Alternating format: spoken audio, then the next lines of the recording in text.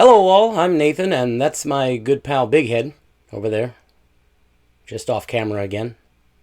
That doesn't look very comfortable, buddy. It might seem out of step to release an episode about going to the beach as we approach the fall of 2023, but I'm in South Texas, where it's not uncommon for beach season to run well after Halloween.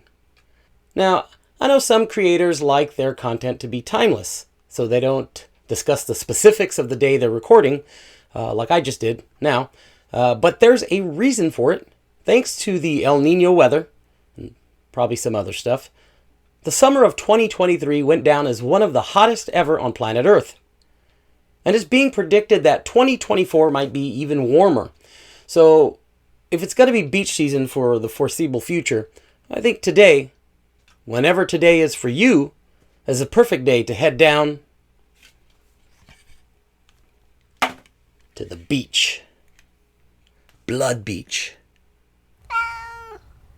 No, actually, I need my glasses to read the script.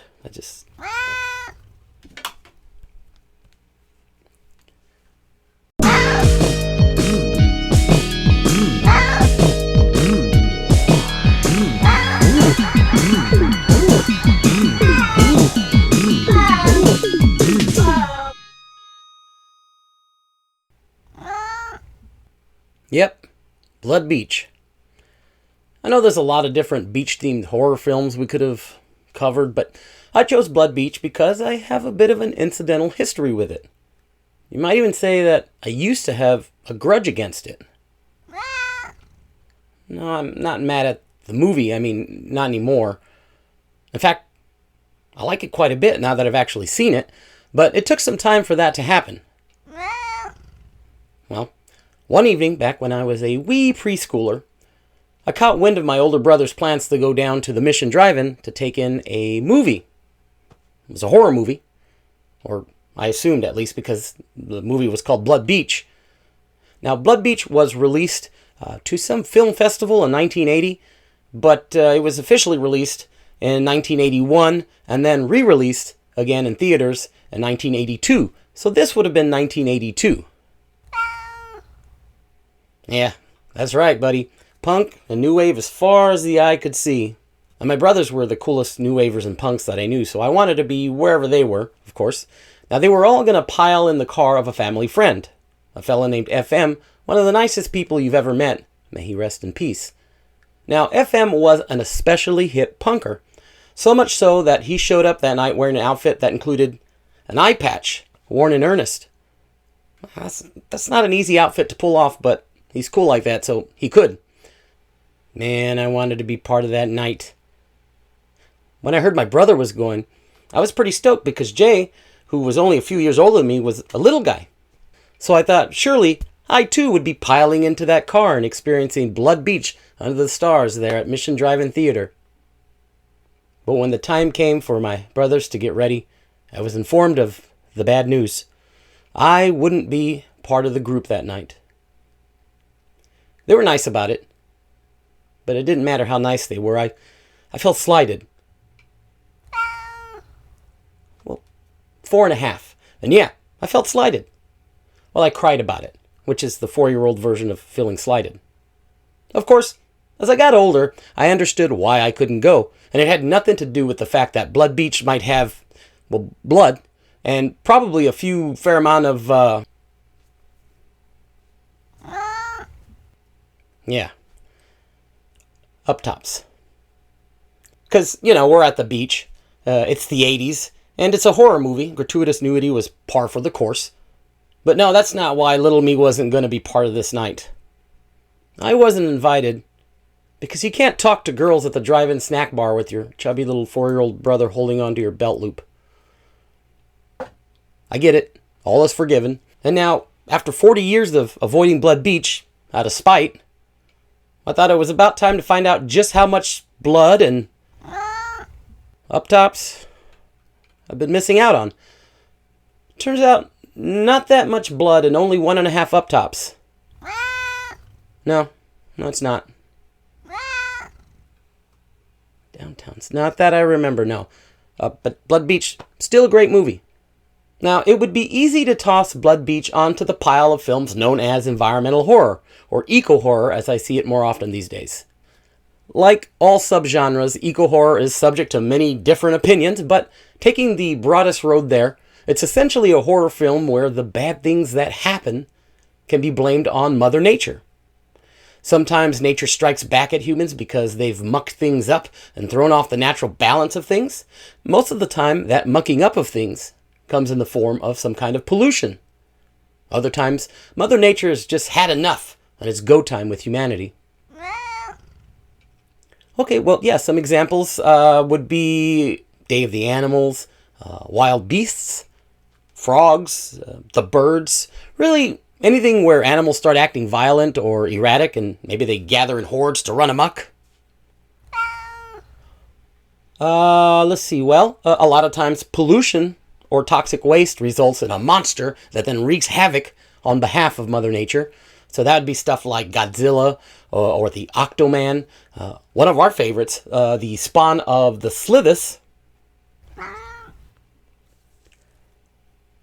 Okay, let's see.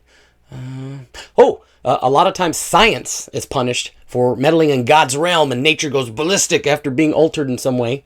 Like the giant bunnies in Night of the Lepus, or the giant cobra in King Cobra, or the giant crab in Island Claws. Yeah, I mean, there's a whole bunch of examples of eco-horror. I'm sure there's some that aren't animals, but a lot of them are either pollution monsters or altered animals. I guess plants sometimes can be affected by... Yeah, sometimes plants. There's also a lot of examples of insects going bad, too. I know what this is. You want me to bring up The Happening, right? You want me to bring it up so you can make fun of the fact that I don't think that movie is as bad as people make it out to be. Right? That's what you want, basically? Okay, so you're telling me that the first couple of minutes of that movie aren't pretty intense? Is that what you're saying? No! Well, we're not here to talk about The Happening. We're here to talk about Blood Beach, a movie that could easily be considered an eco-horror film, possibly even a plant-based eco-horror film. But a 1979 interview with Jeffrey Bloom, the director of Blood Beach, revealed an entirely different origin for the Blood Beach monster. It's a creature from space. Jeffrey Bloom explained that in the Far East, they were more receptive to sci-fi stories, so he wanted to create a pre-title sequence in which we see a spacecraft entering the Earth's atmosphere, and when it comes to hover over the beach, we see something falling from the craft and then burrowing into the sand. So while the Eastern world got this space alien explanation of the Blood Beach monster, the Western world would get no explanation. And left to our own devices, the very small percentage of the Western world that saw Blood Beach made it an eco-horror film. I don't know if that spacecraft intro was ever made, but I'd love to see it if it was. Yeah, I agree. But the start that we do get isn't bad. I mean, we meet a fella named Harry, played by David Huffman. Harry works for the Harbor Patrol, and one morning he's headed to work. He crosses paths with his neighbor, and they share a brief conversation. Yeah, it sure was. That was his ex's mom. So after their brief conversation, Harry walks straight into the ocean. Because Harry swims to work every day. Yeah, it does. Just awful. I don't even like walking to the bus to take a 10-minute air-conditioned ride to work. Anyhow, as Harry begins trudging his way through the water, we see his neighbor screaming while being pulled down into the sand by an unseen force. Harry swims back to the shore to help, but he's too late, and there's no sign of his neighbor anywhere. Soon, it's not just his neighbor that's missing. His neighbor dog also goes missing. Yeah, technically it's just the dog's head that goes missing. Before long, it's not safe to do anything on the beach. Harmless fun like burying yourself in the sand or going metal detecting underneath the pier while wearing knee-high socks. Those things become life or death situations. Now, most of the disappearances are occurring on Santa Monica Beach, but we soon find out that it's also happening at nearby Venice Beach. Yep. That's right. Good remembering, buddy. Like I mentioned earlier, as Big Ed was getting me to admit that I like the beginning of The Happening, one of our favorite movies here at Movies with My Cat is Spawn of the Slithis. It's from the late 70s, what some might consider the heyday of environmental horror. Spawn of the Slithis is definitely an eco-horror film. The Slithis monster is made from radiated silt and sediment from the Venice Beach tunnels. Venice Beach was also its hunting ground, same as the monster in Blood Beach. No, that's not what I'm saying. They're not the same creature. I've seen both, and they look totally different. The Blood Beach monster looks like if one of the graboids from Tremors had a baby with a Triffid. And the Slithis kind of looks like the creature from the Black Lagoon with a bunch of cold sores. So they're not the same monster, but it's interesting that they worked in the same area. Probably. Who knows? What we do know, though, is like the beachgoers in Spawn of the Slithis, the beachgoing public in Blood Beach are growing increasingly nervous. And the news reporters are coming around asking them questions. Yeah, and she goes, I'm not going back there, no way. So I go, you know someplace better? She goes, well, no, but I don't want to get chewed up by some creature or something. So I go, well, I'm going even if you don't. So guess what I did? I'm interested in something you just said, maybe even inadvertently, but you said creature. Why did you use that word? I don't know. What would you call it? Blood Beach, man. Yeah, right on. Groovy kids. Did they still say groovy in 1980? Probably not, right? Yeah. Yeah. Oh, well, hey, speaking of righteous, genre legend John Saxon plays Captain Pearson, the man in charge with figuring out why folks are going missing or coming up mutilated. Despite having his best men on the case, Otis Young from the TV Western series The Outcast, and Burt Young, Paulie from the Rocky movies, Captain Pearson is still coming up empty-handed, and the pressure is mounting. And unless we produce some results quick, all our asses are going to be in a sling. You understand? Yes, sir. So what I want is some creative thinking around here. Come on, stretch your minds, tickle your brains, eat a lot of fish, get stoned, I don't care what it takes, but just bring me something I can build on. Bring me a notion, bring me a theory that makes sense. Talk to your friends, talk to your kids, talk to your wives if you have to. I don't care what you have to do. Just bring me a gift. Because I'm hanging on by my fingernails and I'm sliding fast. That's pretty desperate. It's a good thing that Harry and the harbor police are also looking into it. Now, since Harry's ex's mom got by the Blood Beach monster, his ex, Catherine, played by Mariana Hill, is spending a lot of time with Harry. Problem is, Harry already has a girlfriend, Marie. So does this cause Marie to go bananas with jealousy? Not really. I mean, she's got a few questions, but mostly she plays it pretty cool like a nice normal person trying to respect boundaries.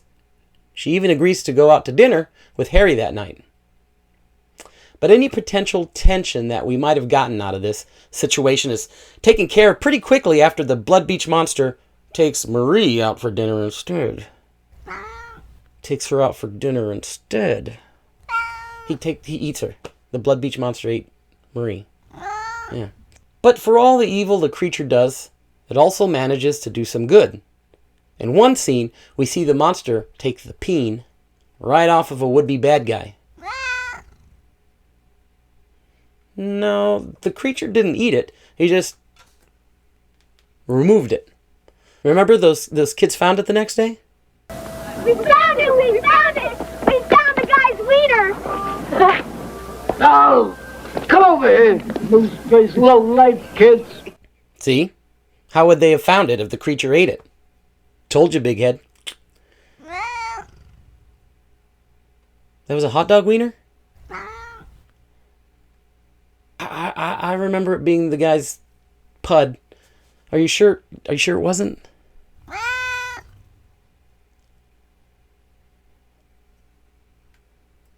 Oh, yeah. I guess having children holding a, yeah, that's not, that's probably a hot dog wiener. You're right, buddy. Now, something we haven't mentioned is that Blood Beach was presented as a horror comedy. One of the movie's taglines was meant as a direct comedic jab at the tagline of Jaws 2, which of course is the super serious, just when you thought it was safe to go back in the water. Blood Beach's tagline? Lay it on us, John Saxon. Just when you thought it was safe to go back in the water, you can't get to it.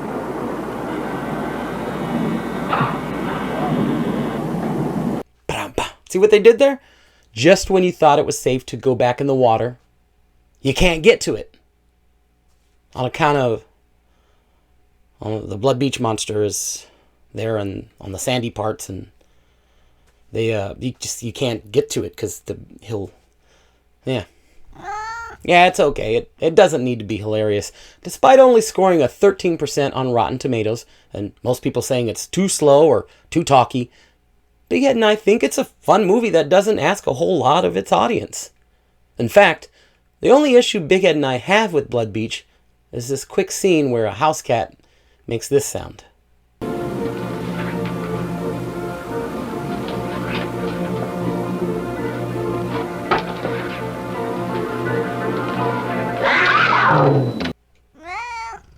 Yeah. House cats don't make panther sounds or whatever that was. You know, buddy, there'll always be a part of me that's going to wish that I could have seen Blood Beach under the summer stars at the Mission Drive-In Theater with my brothers. But I still enjoyed watching it for the first time with my good pal Big Head. If you haven't already seen Blood Beach, check it out. Better yet, watch it with a friend. Anything you want to add before we go, Big Head? Alright, folks. Thanks for hanging out with us, and we'll see you in the next one.